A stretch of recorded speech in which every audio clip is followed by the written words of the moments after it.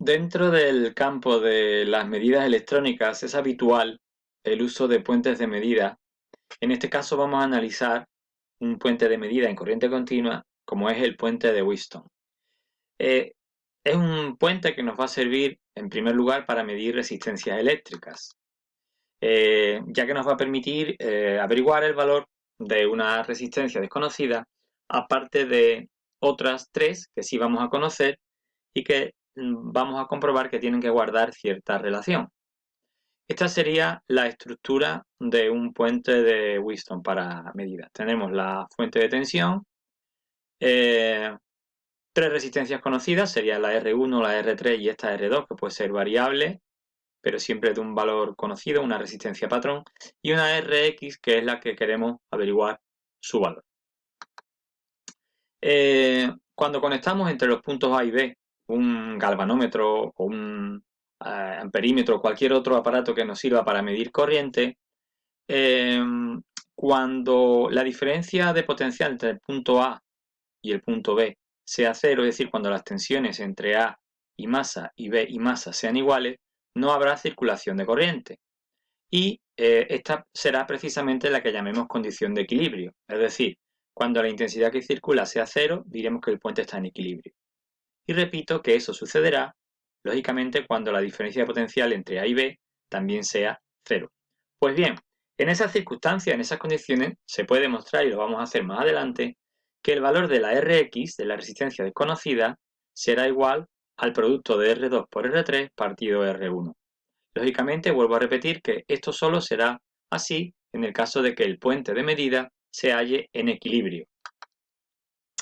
Una posible aplicación, como estamos viendo, es como instrumento patrón en laboratorios de calibración y medida de resistencias.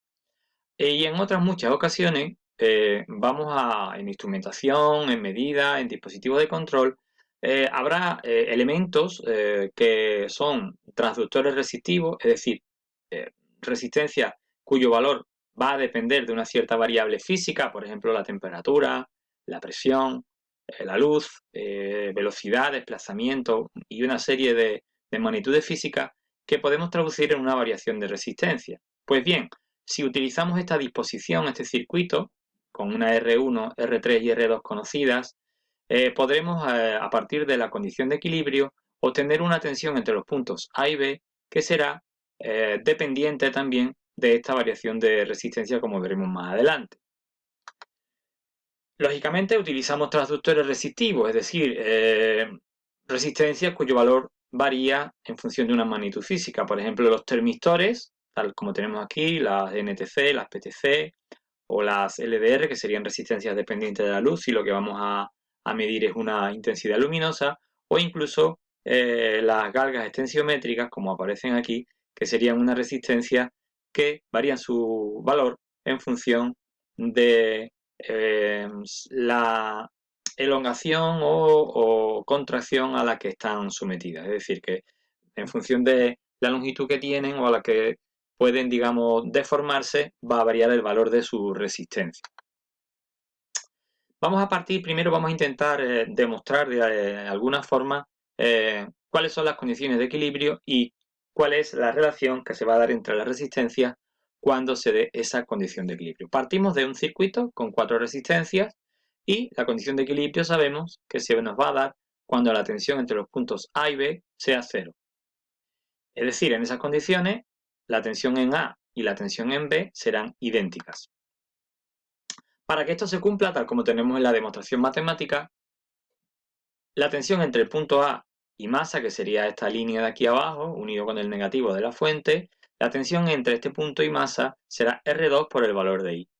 Y la tensión en el punto B será R4 por el valor de I'.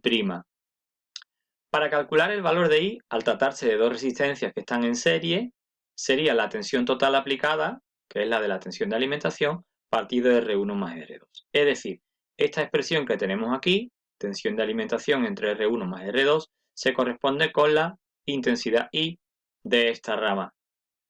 Por otro lado, la expresión VCC partido de R3 más R4 no es más que la intensidad que circulará por esta otra rama del circuito.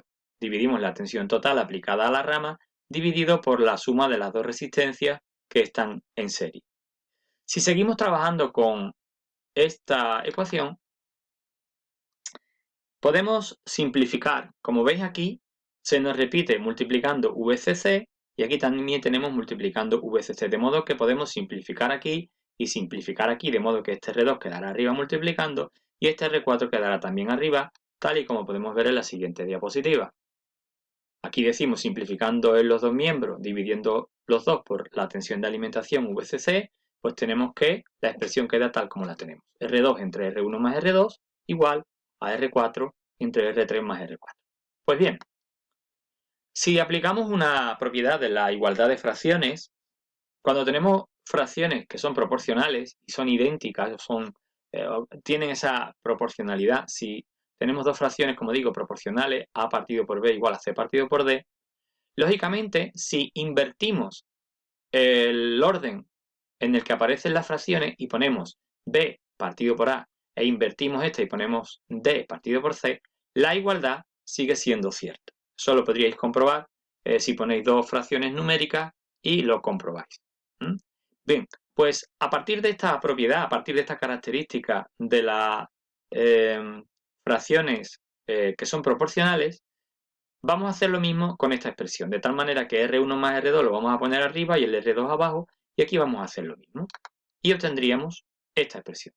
Si aplicamos lo anterior a nuestra condición, R1 más R2 partido de R2 también debe ser igual a R3 más R4 partido de R4. Repito que eso es a partir de esta expresión matemática que es muy fácilmente comprobable. Vamos a seguir trabajando con la ecuación que tenemos aquí ahora.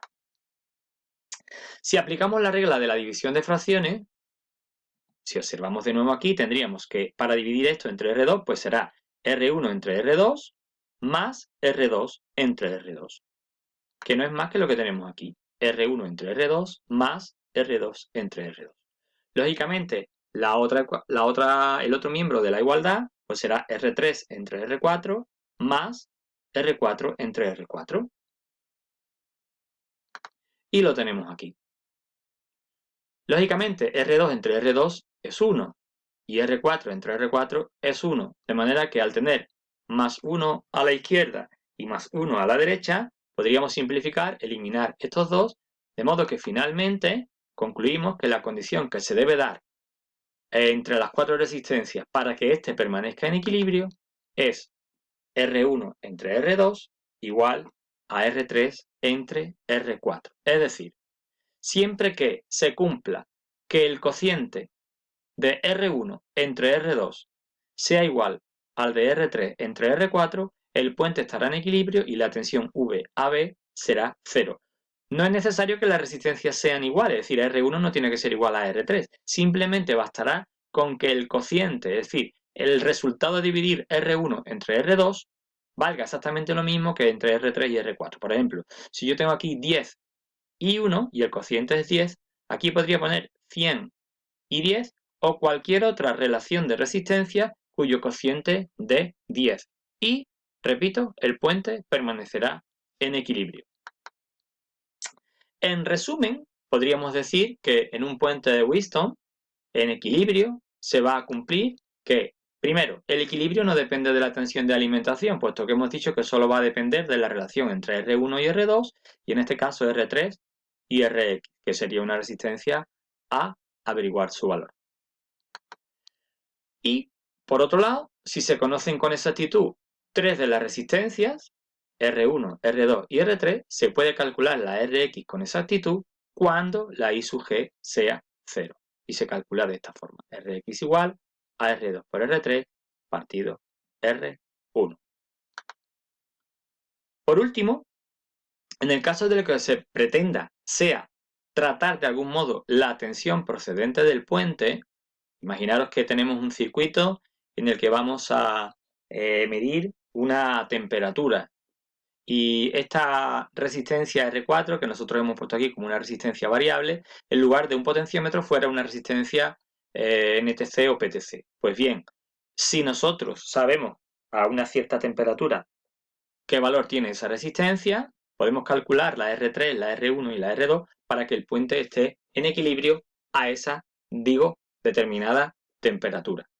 A partir de ahí, si la tensión entre los puntos A y B queremos amplificarla y tratarla de manera adecuada, pues primero hemos puesto aquí unos buffers, unos seguidores de tensión por tema de adaptación de impedancia, y el circuito típico que vamos a utilizar habitualmente será el de un amplificador operacional en modo diferencial.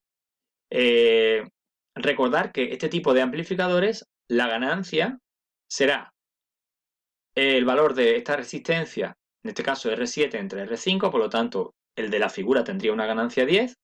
Hay que recordar que estas dos resistencias tienen que ser iguales y que esta resistencia de realimentación y esta resistencia también tienen que tener el mismo valor. Eso nos va a definir la ganancia del circuito.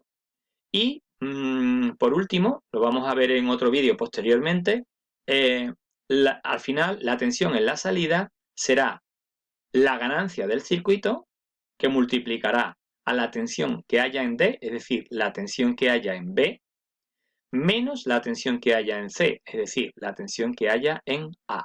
Estaríamos amplificando la diferencia de tensiones entre B y A, que no sería otra cosa que una tensión que sería proporcional y variable en función de una determinada magnitud física, temperatura, presión, nivel de luminosidad, nivel de tracción mecánica, presión, desplazamiento o cualquier otra. No obstante, vamos a ver una serie de ejemplos y quizás así lo vamos a entender mucho mejor en otro vídeo.